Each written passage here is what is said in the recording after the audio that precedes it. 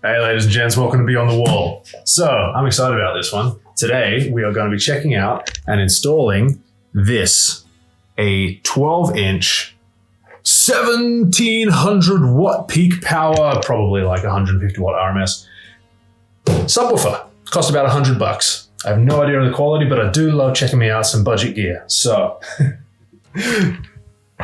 let's do it. So, off the bat, it is very well packaged. On the side here, you've got the basic specifications. The main ones that I'm looking at is it is a paper cone with rubber surround, which, I mean, I'm no speaker guru, but I know paper cone speakers are not the best. Pretty much bottom of the pack. So that's clearly where they've saved a bit of cash on this one. But you know what? It might sound all right, and I'm guessing that it will. It's definitely going to be an upgrade in the system that I've already got in there. So let's get this thing open.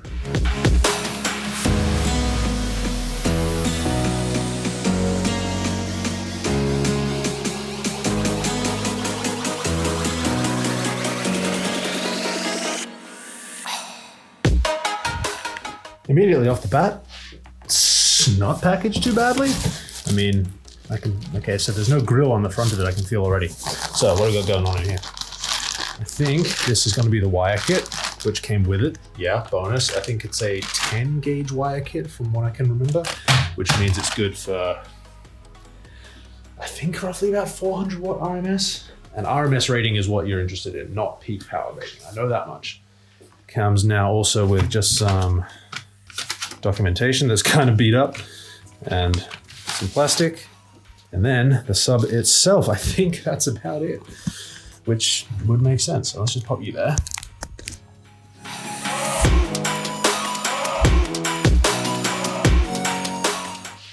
I mean, I really need a table. Looks all right. Looks like it got a little beat up in postage, but again, it's traveling all the way to Iceland, so, you know. Now, don't know if you can see through that plastic there. I'll get this plastic off and we can keep going.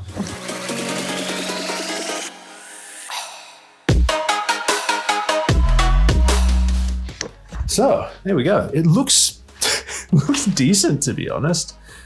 Like, I mean, it looks all right. The construction feels hefty enough. We're just got a torch in there. I've got questions as to whether this is actually a real port. Can you stop flashing torch, please? There we go. Oh yeah, okay. So there's this big port here. I don't know if you can see it, but right down the back there's a small hole into the main chamber. Now, I'm no acoustic treating genius at all. I really am only a beginner when it comes to car audio. So I don't know whether that's normal. I don't think it is. As far as like generally when you port, I think you've got, I don't know how to tune a box. But anyway, so that's what that is. On the back here, move that box out of the way. On the back here, you've got, because this is an active unit, which means that I don't need a separate subwoofer. This is an active subwoofer, which means you literally just plug the wiring into the car, and the wiring goes, this was a sticker on the box, goes directly into this. This is the amplifier. And it's a tiny little thing. It's so funny, it's so cute. So this has got, it doesn't have high level inputs, which means you can't just hijack the signal, it doesn't look like, from the rear speakers or something like that, which a lot of people do. This one only seems to have RCA, which is low level input, which means you need to run RCAs from the head unit. If you've got an aftermarket head unit, most aftermarket head units have RCA outs for the sub. Oftentimes it's just one RCA. Especially if you've got like a super dodgy eBay head unit, which I often do. If you have a stock head unit, what you need, I believe, is a high-low converter. And what that does is pick up the regular wire signal from your stereo into a box, which then converts it to RCA outputs that goes into this. That's my rudimentary understanding of how this works. But we do have regular connections. We've got a fuse, which is impossible to get out. I'll just assume that's okay for now. A level control and a frequency cutoff, I guess. Yeah, the frequency control for the sub. And you've got phase as well. Now, I don't quite know exactly what you do with phase at this stage. Yeah, I've done a bunch of reading on it, and to be honest, I'm just not great at it. So anyway, that's where that's at. Looks all right. I mean, $100. I can't really complain too much, can I? Let's have a quick look at this wiring kit.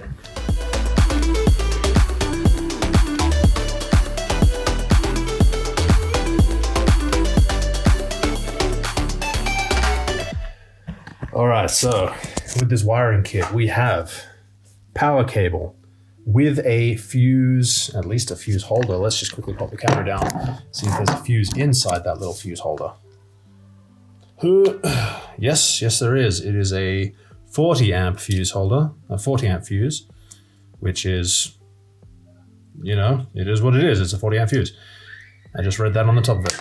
So there we go. It's already got a ring terminal attached. Nice. That's actually kind of nice. Oftentimes when you get these wiring kits, you have to attach these ring terminals yourself, which is super, super simple, but you know, it's already got one, so that's nice. Got the RCA cables like I was talking about. These ones are for the back of my head unit. I've actually in there got a Kenwood head unit, which is kind of nice, and it's got, I believe, RCA outs for the subwoofer and speakers. This is some, what appears to be speaker wire. And to be honest, I'm not entirely sure what for, because this doesn't have high level inputs, but yeah, so I'm guessing this is for, it's just part of the standard kit that when you would get it, because a lot of subs do come with high level inputs, and this would do that, I suppose. I could be wrong, but I'm pretty sure that's what it is. This would be your ground wire, nicely already with a terminal, love that. Again, that doesn't normally happen, but that's cool, whatever, I'm down with it. And that just goes from the sub onto a ground point. I'll go through all of that as we do it. And this is the remote turn on wire, which goes from the head unit or a 12 volt source. I have in the past used the accessories bit from the back of the head unit. I gather you can do it from the cigarette lighter as well, but to be honest, I don't have a multimeter at the moment, and so I can't test to figure out what has a 12 volt signal. Yeah, so I'm going to hope that my head unit's remote turn on, or at least the accessory turn on, will work for that. Yeah, that is the wiring kit. And then it also just comes with some spade terminals to be used with, I presume, these speaker wires, if that were the case, given that everything else already has its ring terminal on it and RCAs. Yeah, pretty good. I'm fine with that. I've used one of these gauge kits before. When it comes to super high bass, super high powered systems, you definitely want something thicker than that.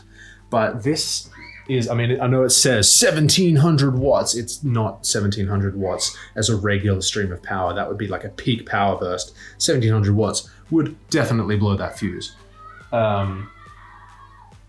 This is probably pushing about, I think I did a bit of research when I was doing the order, and I'm guessing it's around 150 RMS, which is not massive. Like, it's going to be enough to punch some bass and maybe even shake the rear view mirror a bit, but it's not going to be blowing out windows and like this insane stuff. I mean, it is what it is, you know, budget subwoofer. So that will be just fine.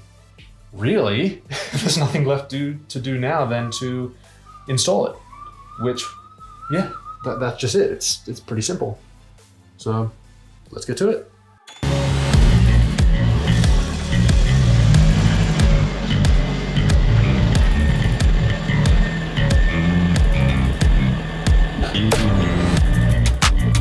All right, so what we're doing here, got the car in pieces. The trickiest bit of any audio install I have found in my vast experience, no, I've done it like twice, is running the power line into the main body of the car from the battery. So here's the battery.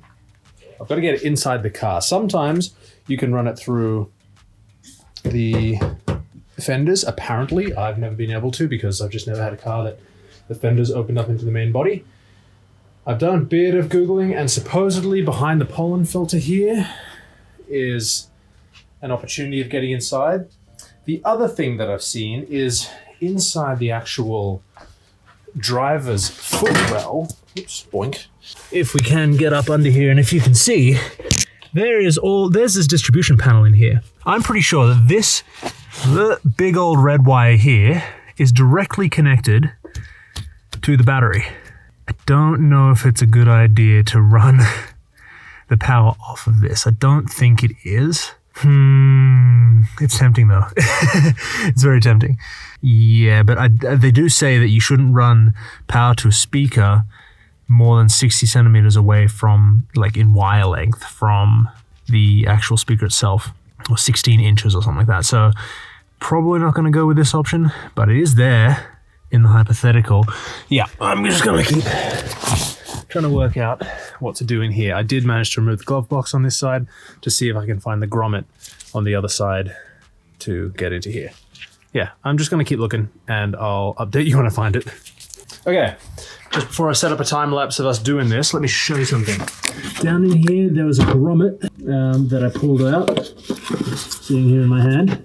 This little grommet, I just pulled it out of there. So what I plan on doing is first seeing if I can feed the wire in there, see where it pops out, and then put the wire through this grommet and reattach that grommet back into place. So what I'll do now is I'll set up a time lapse of me just messing around trying to get that wire through there, and I'll show you how we go. This is the trickiest part, I think, of the amp install. It's essentially an amp install, but yeah, this is the trickiest part. After that, it's just basic wiring and routing through the panels. Yeah, so let's do it.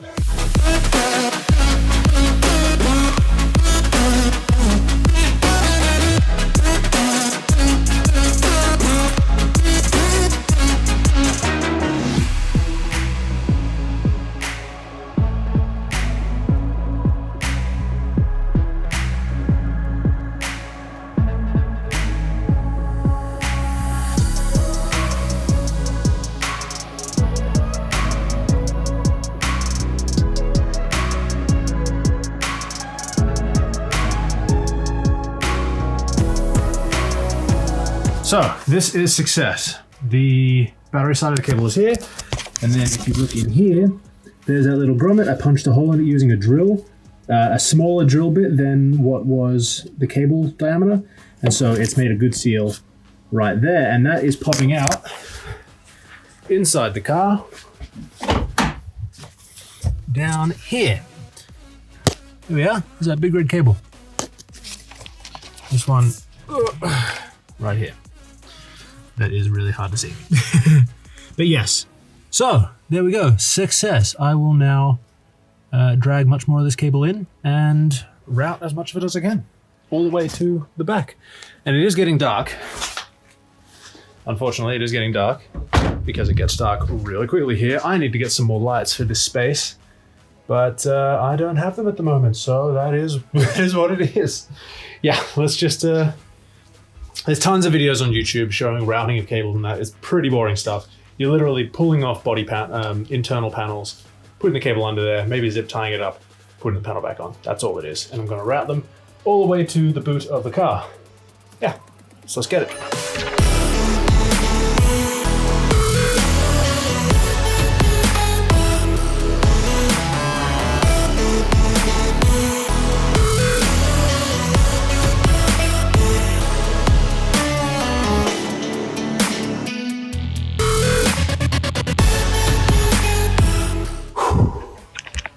Boom.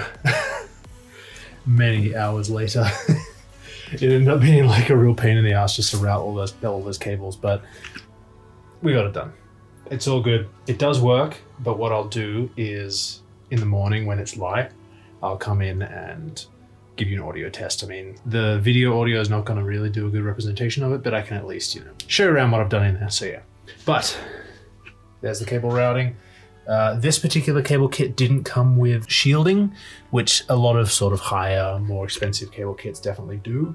But to be honest, it'll be fine. It will be just fine. And if it's not, then it's not. So yeah, that's where that's at. But tune back in the morning and I'll give you a demo. Yo, what up? It has been like 2 weeks, I think, since I installed the sub there. But as you can see, got it installed. Let's just get a bit of light on it. There we go. Got it installed, and it's good, man. And like it sits in there. The one thing I wish that it had was like a grill or something over the top, just because it feels a little bit unprotected. But like this morning, I had to load in some tires into the car, and that was kind of dicey. just it felt a little bit dodgy. Felt like I was going to kill myself, but I'll give you a demo. I'm impressed. For the price, I am damn impressed. Like, yeah, okay, it's not going to kill anyone with bass, but for the price, you cannot go too far wrong. I'll show you. All right, so audio tests are always super dicey. Let's just make sure I've got some lighting going on in here. Audio tests are always super dicey when it comes to YouTube videos. No matter what camera you're using, YouTube is going to compress the hell out of it. So the audio is not going to be great. I'm not using a super high def and super high range camera either, so that's not going to help either. But I can tell you that it pumps, man, for what it is. $100 sub roughly with an amp, and it's an active sub. $100, man, you can't go wrong. Let me show you.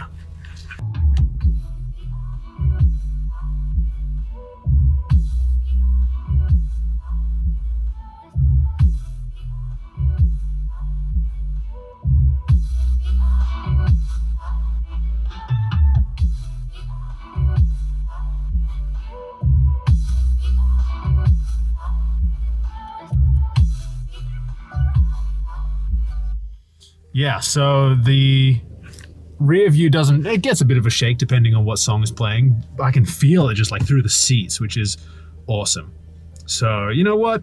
For the price, I'm stoked with it. And the fact that it's active, which means I can just rip it out of this car whenever I sell this car and throw it in the next one. I love that. That's exactly what I was after. I mean, I could do that with a full system anyway, but it's just a bit more wiring. I find this very simple.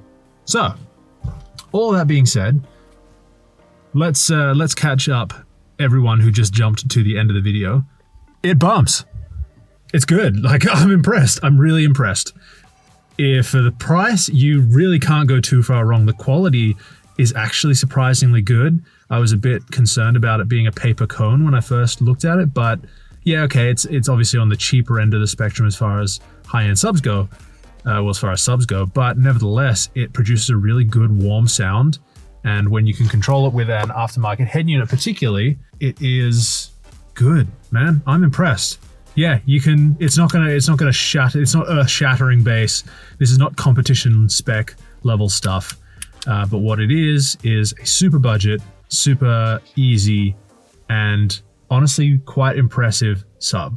So, you know what? I'm for it. Gets a thumbs up from me. So, that was either very short or very long video. I don't know. It really depends on the editing process because, as I say, it's been a couple of weeks since I actually installed this and it's just been super busy. Haven't gotten around to filming anything, so I'm stoked with it. Happy days. Thank you very much for watching. I appreciate it.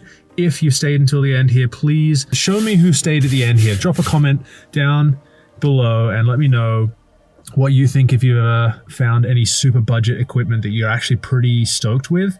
I would love to hear about it because budget is definitely a constraint at the moment, particularly with COVID and everything like that, as well as just being in Iceland.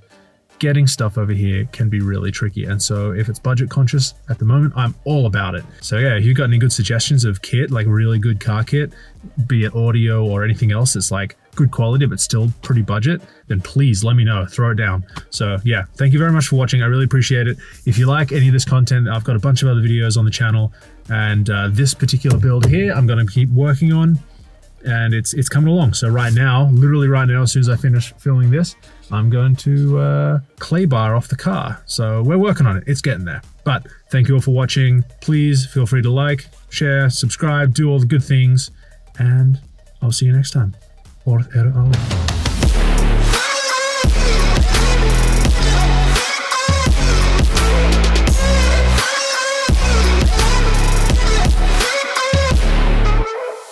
Okay, so this is the super condensed part of the video for those people who didn't want to watch the whole install bit, just to give you an overview of this subwoofer and what I think of it, and if I think it's decent value, which I can't imagine it won't be, but anyway, this is what you get. A 12-inch ported subwoofer that is active. So it's got an amplifier built into it. You don't need a separate amplifier for this. It's got some basic controls on the back, but this is it. It's a 12-inch box, ported, active subwoofer. So that's it. It also comes with a wiring kit, which I believe is 10 gauge, which for the power this thing is pushing about 150 watts RMS, I think, which is not huge, maybe 200 if we're lucky. I have no idea. This will be just fine. So that is a quick overview of this box. I'll get it installed and I'll let you know what I think about it and if it's decent value, if I think it's decent value. I can't imagine it won't be. It's cheap as chips. So, yeah, let's do it. It bumps. It's good. Like, I'm impressed. I'm really impressed.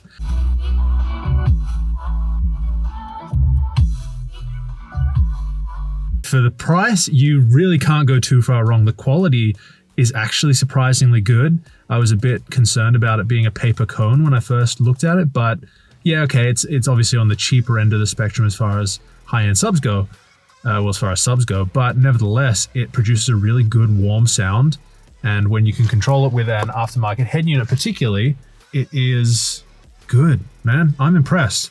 Yeah, you can. It's not gonna shatter. It's not earth-shattering bass. This is not competition spec level stuff. But what it is a super budget, super easy, and honestly quite impressive sub. So you know what? I'm for it. Gets a thumbs up from me.